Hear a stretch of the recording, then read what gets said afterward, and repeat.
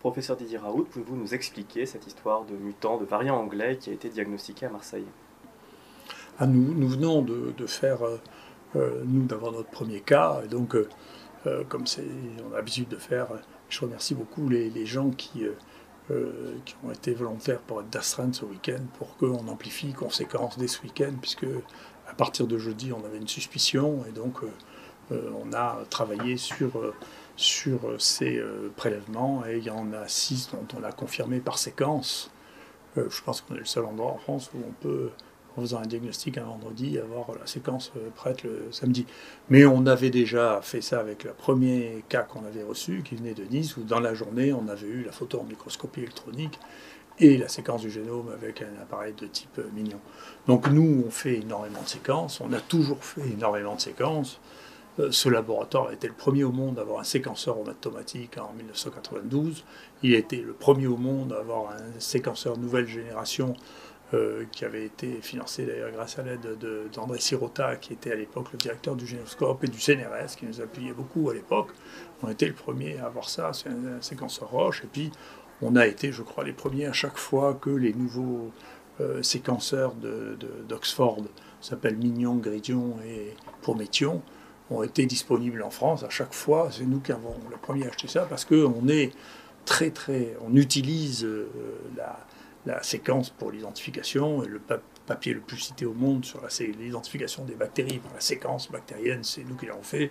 Le plus grand nombre de génomes de bactéries différentes qui a été faites dans le monde, c'est ici que ça a été fait, en dépit du fait que nos moyens ne sont pas celles des grands centres. On a séquencé le génome de 370 bactéries qui étaient inconnues jusqu'à présent. Donc, et pour ce qui s'agit de ce virus, on en est à plus de 2000 séquences, dont 1000 sont sur la banque de données disponibles pour chacun. Donc tout le monde peut y aller.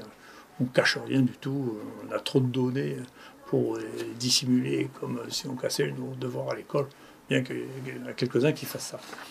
Donc quand on fait des séquences, ce que ça permet de voir, c'est de savoir si on a des mutants. Mais si on ne fait pas de séquences, on peut toujours avoir une opinion. C'est un peu ce qui est gênant de temps en temps dans ce pays, c'est que des gens ont une opinion et n'ont pas les données à regarder. Et nous, ce qui nous intéresse, c'est de produire les données, de les observer, de les décrire et ensuite d'interpréter les choses. Et donc, c'est ce que l'on a fait. Et donc, le débat qui a été mené, qui est devenu un débat un peu bête dans les médias, sur est-ce qu'il y a un rebond, est-ce qu'il y a une deuxième vague, c'est une chose qui est étrange, mais sur laquelle il ne faut pas avoir d'opinion avant d'avoir étudié les choses. On a eu une première épidémie qui a une courbe relativement typique des épidémies. Il y a énormément d'épidémies qui se présentent comme ça, y compris celles qui sont récurrentes, les infections respiratoires hivernales. Et puis, en principe, ça s'arrête jusqu'à la prochaine saison. Je ne sais pas d'où est venue cette histoire de deuxième vague. C'est que, effectivement, pour la grippe espagnole, il y a eu un deuxième épisode dont on n'a jamais su si c'était des mutants ou pas des mutants. Puisque l'idée que ça fonctionne en deux vagues comme ça n'est pas soutenue par quelque chose qui soit compréhensible.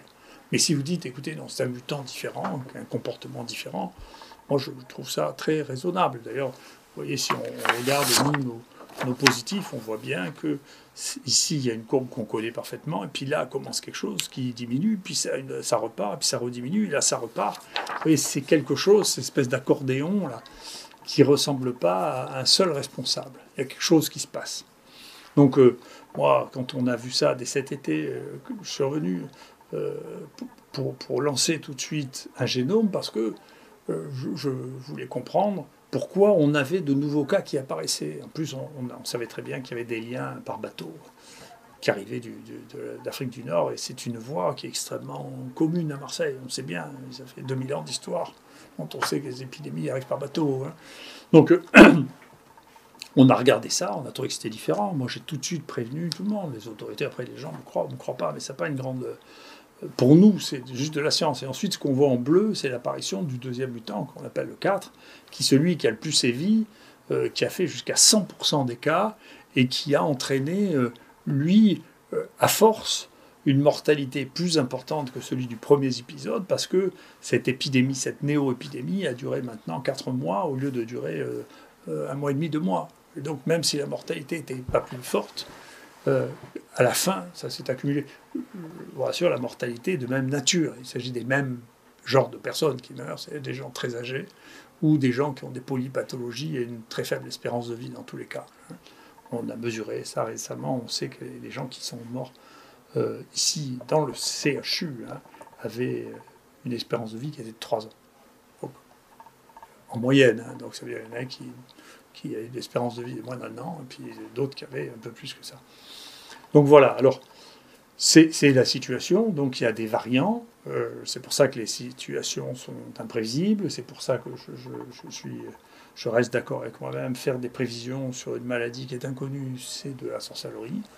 C'est pas vrai, on ne peut pas faire de prévisions avec ça, et d'ailleurs on voit bien que c'est imprévisible, c'est des choses qu'il faut faire au jour le jour, et donc il faut se battre au jour le jour, et c'est pas parce qu'on n'a pas de baguette magique qu'on ne va pas réussir à diminuer la mortalité. On voit bien que la mortalité n'est pas la même en fonction des stratégies médicales que l'on a prises. C'est les stratégies médicales, la détection précoce, la prise en charge des patients précoces qui changent la mortalité. Il n'y a pas d'évidence que les mesures sociales changent la mortalité dans un pays. Donc je pense que c'est une vraie leçon. Ça ne se décide pas dans un bureau, ça se décide en faisant appel aux soins par tous les médecins. Et pour ça, moi, je regrette qu'on n'ait pas une vraie politique technologique. Nous, on a suggéré rapidement aux gens de doser l'oxygène chez eux avec des oxymètres qui coûtent maintenant 5 €. Il y a maintenant des montres connectées chinoises pour moins de 50 € sur lesquelles vous avez la surveillance de votre oxygène, de votre fréquence respiratoire, de votre pouls, de votre tension, sur lesquelles on peut vous faire des électrocardiogrammes pour ceux qui ont peur que les médicaments entraînent des changements d'électrocardiogramme, qui fait qu'on peut parfaitement vous surveiller à la maison avec des outils technologiques. Il faut s'occuper de la prise en charge des gens, et de la prise en charge des gens précoces dès qu'ils sont positifs. C'est mon avis, c'est ce que l'on a fait. On va essayer d'améliorer encore cette manière de faire, et je pense que c'est le point le plus important. Mais d'où viennent ces mutants ? Alors il y a une première chose qui a été négligée de mon point de vue, c'est dès juin, les Danois ont rapporté qu'il y avait des mutants qui étaient apparus chez les visons, et ceci a permis de réfléchir et qui montre encore comment les prévisions sont futiles. Il y a un proverbe yiddish qui dit l'homme prédit et Dieu rit, ce qui correspond tout à fait à la réalité. On ne peut pas prédire. Et donc, en réalité, c'est une zoonose, c'est-à-dire une maladie des animaux qui a donné une épizootie, c'est-à-dire une épidémie chez les animaux, et cette épidémie a donné des cas humains, d'accord, ce qu'on appelle la zoonose, c'est des cas humains d'infection des animaux, et cette zoonose s'est transformée en épidémie humaine. Alors, oui, c'est une épidémie humaine, mais ça reste une zoonose, d'accord ? Et les zoonoses qui sont dangereuses pour nous, celles qui donnent des épizooties, sont celles qui touchent les mammifères qui vivent dans des colonies très importantes. Donc quand il y a une grande densité de mammifères, il y a des épidémies de mammifères comme chez nous, dans les mégapoles. Et ces épidémies de mammifères se développent avec des virus qui évoluent très rapidement, et plus le virus s'est multiplié, plus il y a de mutations, c'est régulier.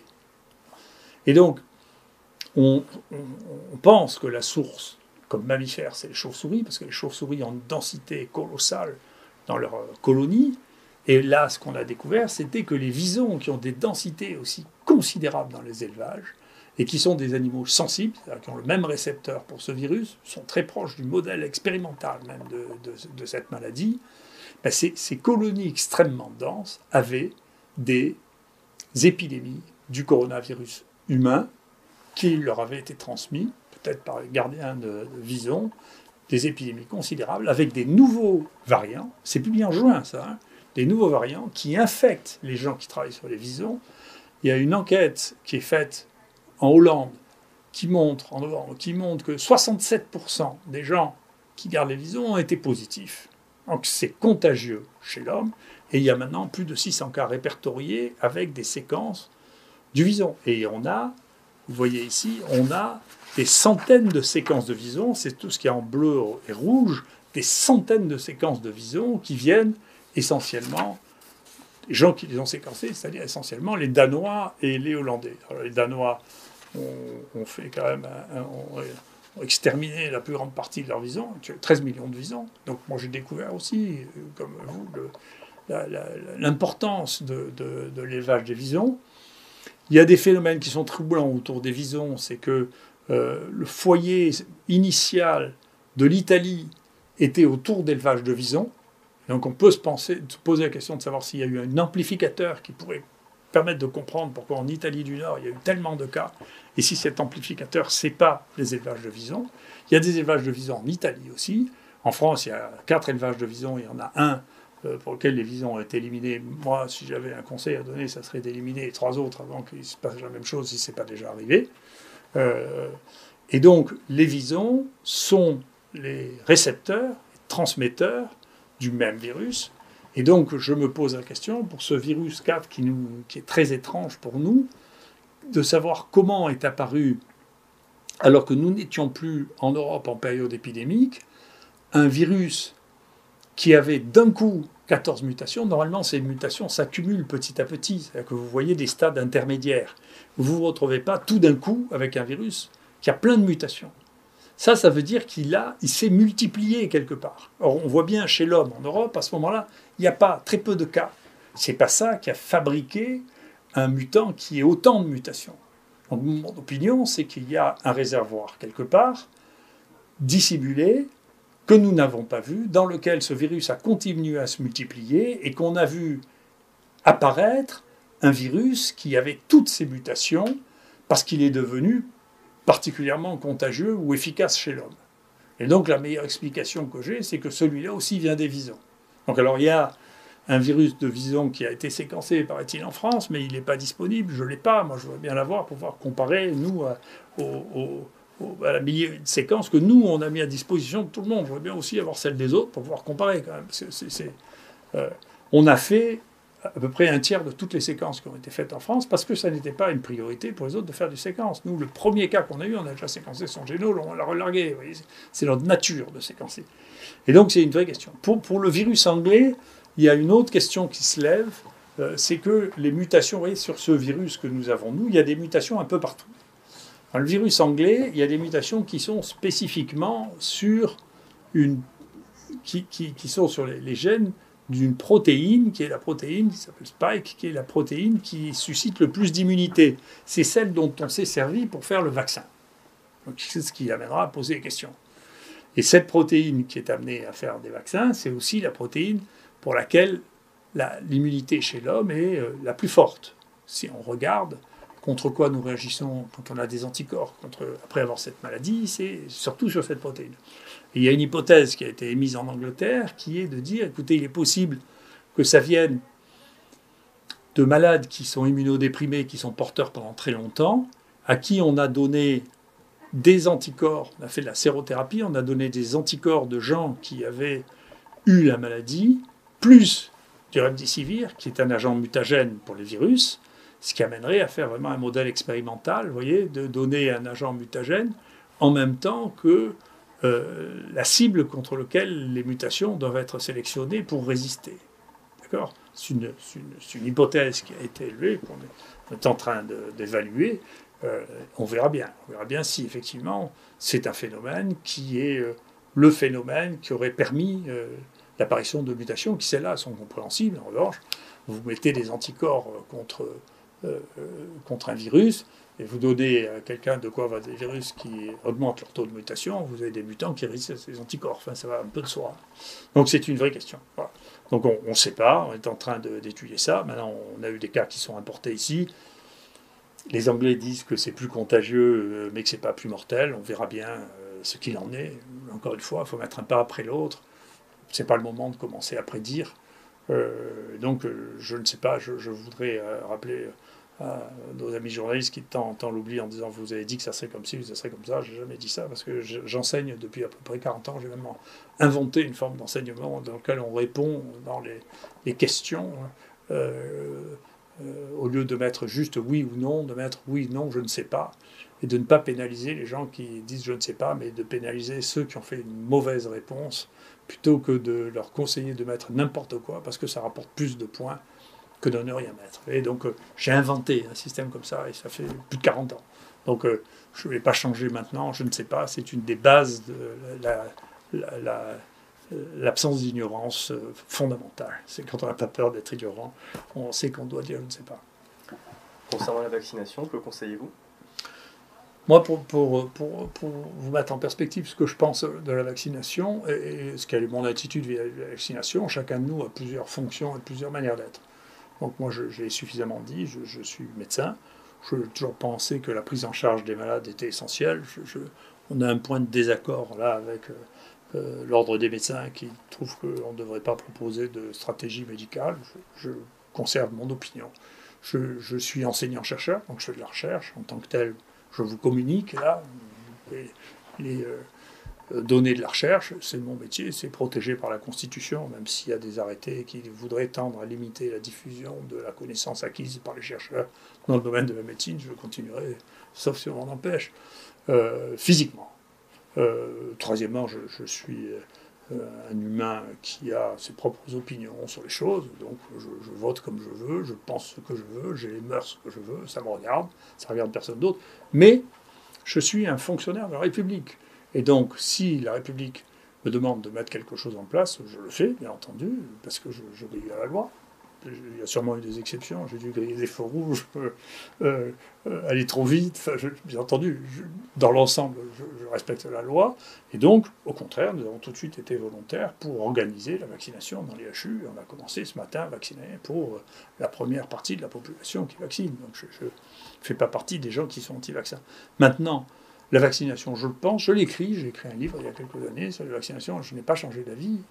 Mais c'est comme ça, parce que je suis un médecin, je pense qu'elle doit être discutée, elle n'est pas obligatoire, point final, et elle doit être discutée avec les médecins traitants des gens ou avec le conseil médical que les gens demandent. Il y a des choses que vous ne pouvez pas imposer aux gens parce qu'il y a des conditions qui ne s'y prêtent pas. Il y a des gens, et donc c'est les médecins qui conseillent individuellement aux individus la vaccination. D'ailleurs, on a pris beaucoup de précautions parce que les conditions d'accélération qui ont été jugées nécessaires font qu'il reste beaucoup d'incertitudes autour des effets de ce vaccin, font que, bien entendu, les gens signent individuellement, qui sont d'accord, qui sont conscients qu'il est possible qu'il y ait des risques, ils signent tout ça, et donc il faut qu'ils soient informés par un médecin, et que donc ils décident avec leur médecin de savoir s'ils se vaccinent ou ne se vaccinent pas. On ne peut pas faire une généralité en disant. Après, le danger du vaccin, personnellement, à court terme, je ne pense pas qu'il y ait de danger parce que l'évaluation à court terme a été faite. Donc, en tout cas, s'il y a des dangers, ce sera des dangers rares parce qu'il y a plusieurs milliers de personnes qui ont été testées et qu'il n'y a pas eu d'inconvénient majeur qui a été trouvé. Donc ça, je ne crois pas qu'il y aura des choses dangereuses. Les effets à long terme, je ne les connais pas, mais personne ne les connaît. Personne ne peut dire qu'un vaccin qui a quelques mois, on en connaît les effets à long terme, s'il y en a. Et enfin, l'efficacité vis-à-vis de tous ces mutants, je ne la connais pas et personne ne la connaît. On verra bien. Moi, je suis très attentif à ce qui se passe en Angleterre. On verra bien si la vaccination qui a été faite avec les souches de la première épidémie sont efficaces pour protéger contre la deuxième épidémie. Mais on va le savoir bientôt. On verra bien. La vaccination en Angleterre est vaccinée à tour de bras. Ils ont ce mutant qui circule. On verra bien si ça protège contre ce mutant ou si ça ne protège pas. C'est une vraie question qu'on verra se voir au fur et à mesure. Donc pour les vaccins, c'est individuellement les médecins qui doivent donner leur opinion. Moi, je ne vois pas trop les risques que courent les gens qui sont la cible la plus concernée, c'est-à-dire les sujets âgés, fragiles. Je ne vois pas le risque qu'ils courent, parce que c'est les populations qui ont été testées et qu'on a un peu de recul, quelques mois, pour voir que ça ne donne pas de choses catastrophiques. Et donc, pour le reste, ça doit vraiment faire l'objet d'une décision contractuelle entre médecins et malades, et c'est ce qui est prévu par la loi. Très bien, merci beaucoup.